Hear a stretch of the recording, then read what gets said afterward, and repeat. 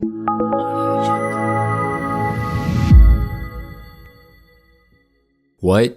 is up, ladies and gentlemen? Welcome back to the channel. Today, I want to talk about this tweet from Ralph's Valve regarding Treyarch. But before I get into it, because it's pretty interesting, I want to give my thoughts on Warzone real quick. Gameplay you're watching is actually Cold War. This is not new gameplay. I haven't gone back to Cold War yet. I'll be honest with you guys. I'm tempted. I'm really tempted to go back to Cold War.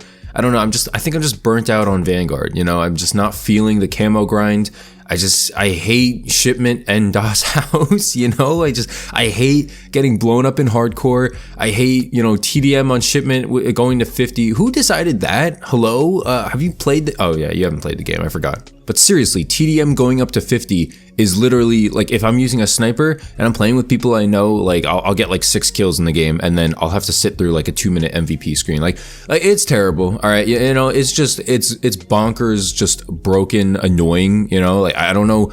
Who's deciding TDM going up to 50? Even in like 8v8s, it goes up to like 85. Another terrible decision. Okay. 8v8 should go up to 150. 6v6 should go up to probably 100. And then TDM 4v4 should go up to, at the bare minimum, 75. Any TDM that goes up to 50 only is just like maxing your potential capacity for a number of kills, right? Like TDM 50 means that each person's supposed to get like what, 12, 13 kills. Is that fun? Is that fun running around for like 3 minutes, getting 12 kills and then sitting through an MVP screen and doing it again? That's not fun, okay?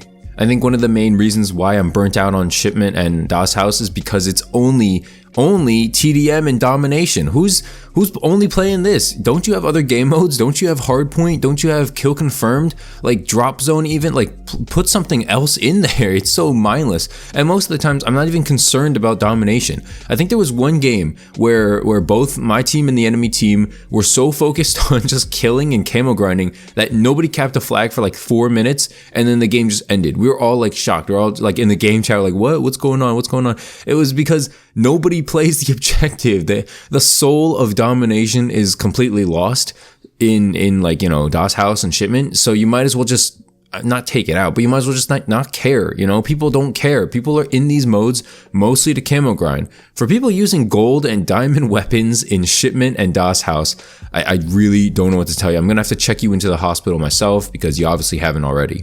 I also want to talk briefly about Warzone. I played with my homie a couple of days ago. Our first game on, we almost got a duos win, which was really nice, right? And then I ended up choking at the very end. But we each got like, 2,500 damage. I got like 6 kills. He got like 10. It was pretty fun. I'm not going to lie. I think the main problem with Caldera is still the stuttering. I'm still stuttering on my screen. I don't know why. The audio has mostly gotten fixed. There was one time where one of the audio glitches kind of like screwed me where I just lost audio in mid gunfight, and I was like, that's fun. Thanks Infinity Ward or Raven, thanks for that. But honestly, I do see Warzone getting slightly better, slightly more enjoyable. It's still got a long ways to go in terms of like just flexibility, in terms of like working, instead of being a functional game, instead of being a fun game. But I do think that there is enjoyment to be had in that. I just wanted to share that briefly because those are the experiences I've been having regarding Vanguard and Warzone recently. So, I haven't really been playing as much Surge, as much Cold War or Modern Warfare. I do want to go back, because as we know, Call of Duty isn't finished until the year after.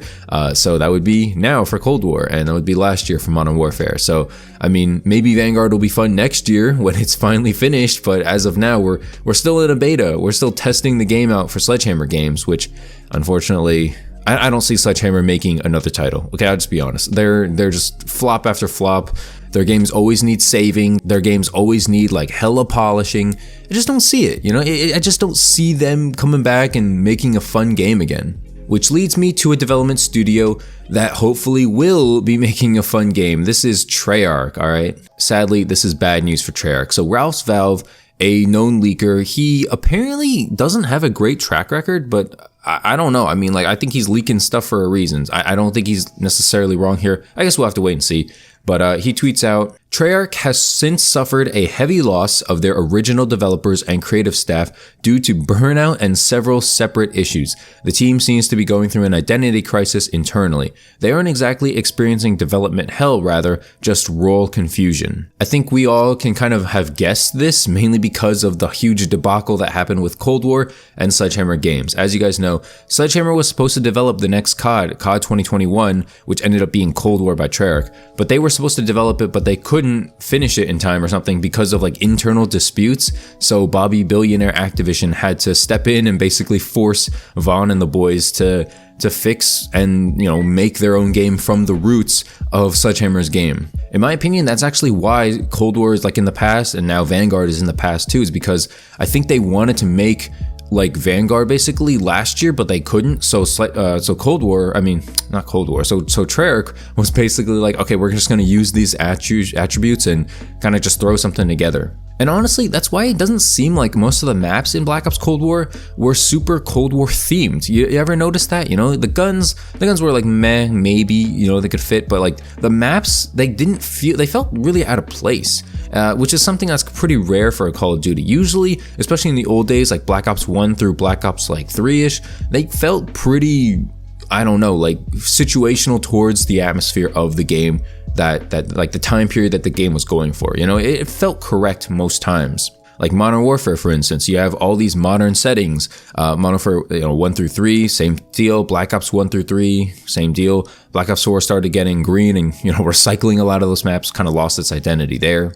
I want to speak about the identity crisis, honestly, because it feels like Treyarch developers are kind of just like fixing everything, right? They also have to work on Sledgehammer Games Zombies mode here in Vanguard. Is that their job? It's like other people are doing their job so poorly that Treyarch now has to step in and work outside of their, specific development cycle. It's another reason why I think Sledgehammer Games, sadly enough, needs to be let go, because they can't do a good job by themselves. They're relying on Treyarch to save them in 2021 for Cold War, and now they're relying on them again for Zombies, which unfortunately sucks.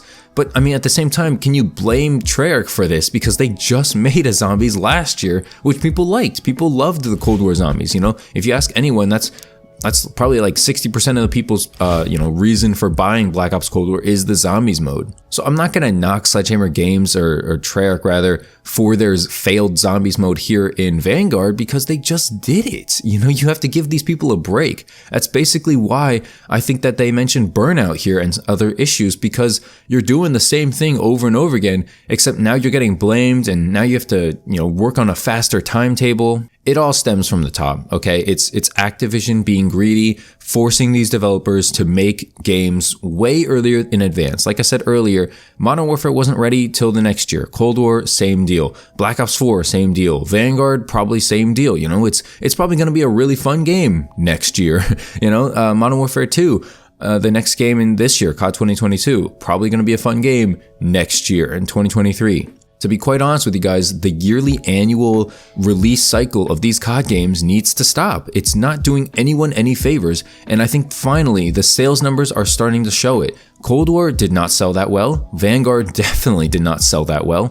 And in a year where it's competing with Halo and Battlefield, Sledgehammer Games is counting their lucky stars that Battlefield 2042 is a complete joke. How dare you!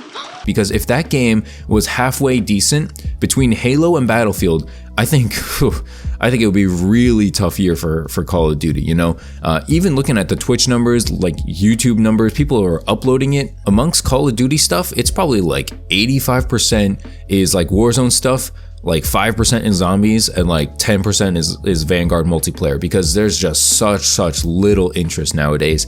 And it's sad. I see all these YouTubers nowadays making videos on like, this is Black Ops 4 in 2022, this is Cold War, this is, I don't know, World War II, the original one, people, Advanced Warfare even, people are going back and playing these fun games because they were fun, you don't feel like it's a chore. And so one of the main reasons why I'm not going for the camo challenge, or I'm just hesitant for Atomic this year, is because I can't control how good other people are in this game. And that's leading to a lot of frustrations. It's leading me to want to bang my head into a freaking wall because I can't control people getting dogs. I can't control my teammates shooting down UAVs or shooting down ammo boxes before me, getting team killed in hardcore, being lit on fire all the time.